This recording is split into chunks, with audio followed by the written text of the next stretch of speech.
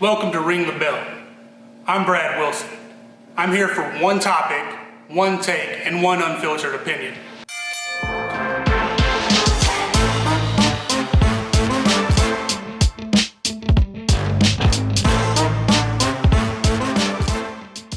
What we're going to discuss tonight is a little controversial, but I feel it's important. See, in 2020, we've talked about a lot of things.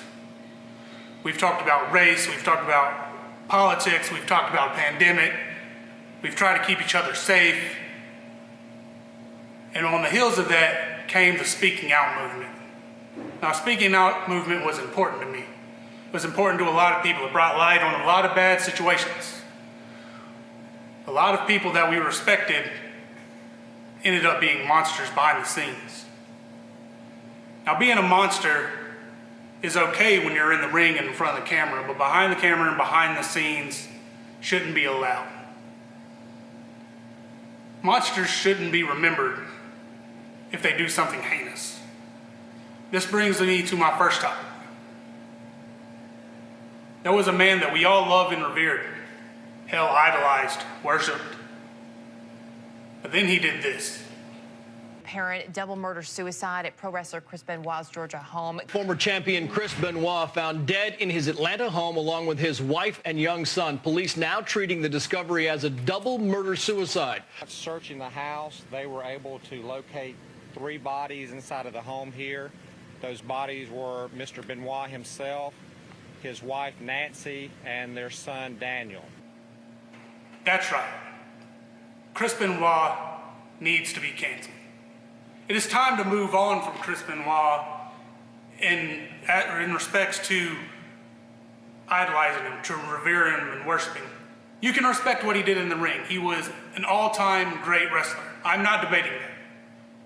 But I am saying we cannot worship a man that killed his wife and son just because he did a good German suplex. Just because his flying headbutt excited us. Just because he was friends with Eddie, who we all loved, who was a great person. We loved his matches with Dean and Rey Mysterio and Chris Jericho.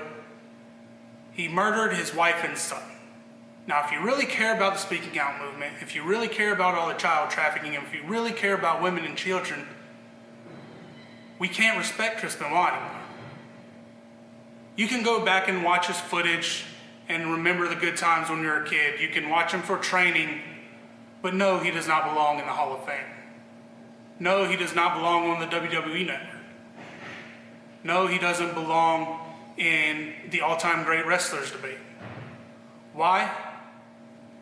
Because he's a murderer. Not just a murderer, he murdered his own family in cold blood over an entire weekend. Now, I was just as big of a Chris Benoit fan as anybody. I loved watching Chris as a kid, and up until the Dark Side of the Ring show, I was a believer that Chris didn't even do it. Then we got light of new information.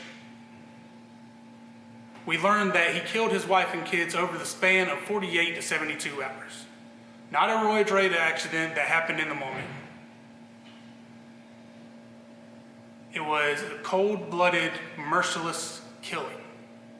Now, I wanted to believe that Kevin Sullivan did it. I wanted to believe that Chris was innocent because he was a great guy. And I understand the concussion part of it. CTE is a real thing. It's an important thing. But understand, we didn't give Aaron Hernandez the same pass that we give Chris Benoit. They're both murderers. The only difference is Chris murdered his own family. He murdered his own child, murdered his wife. He murdered his child and left him in the bed for the weekend while his wife, Nancy, was tied up and bound with a broken back. Then he suffocated her. This is hard to hear. I understand. This may not be something you want to realize, but if we really care about women and children, if we really care about making wrestling a better and safer place, we cannot idolize the monsters that have discredited the past. It's time to move on towards the future.